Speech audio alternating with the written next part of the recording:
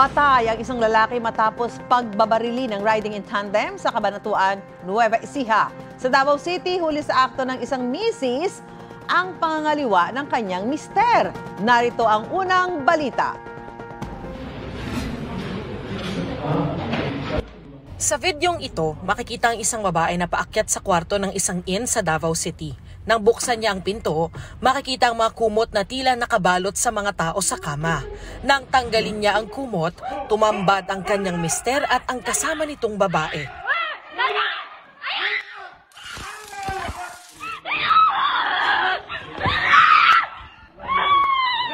Arestado ang dalawa. Ayon sa pulisya, retiradong pulis ang lalaki habang isa namang guro ang umano'y kalaguyo nito. Ayon sa misis, marami nang nakarelasyon ng kanyang mister mula 2013, kaya minabuti na raw niyang hulihin ito sa akto. Nakakulong na at nahaharap sa kasong concubinage at paglabag sa Anti-Violence Against Women and Their Children ang lalaki na tumangging magbigay ng pahayag. Nakapagpiyansa naman ang babae na kinasuhan ng adultery. Sa Pangasinan naman, umaasa si Andres Dagmil na mahahanap ang katawan ng kanyang 12 taong gulang na anak na si Adrian na nalunod sa Sinukalan River sa Santa Barbara. Niyaya raw si Adrian ng kanyang mga kaibigan. Hindi marunong maglangoy po.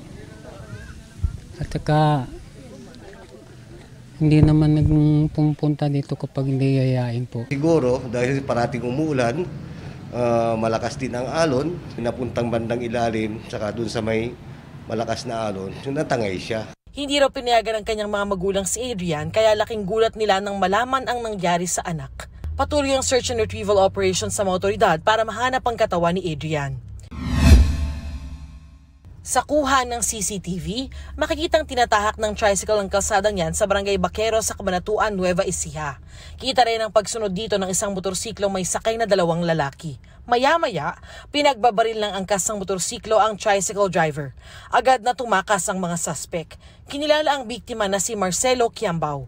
Nagtamo siya ng ilang tama ng bala ng baril. Naisugod pa siya sa ospital pero binawian din ng buhay kalaunan. Ayon sa pulisya, posibleng may kaugnayan ito sa away sa lupa. May person of interest na ang mga otoridad. Yan ang unang balita. Darlene Kai, buong puso para sa Pilipino.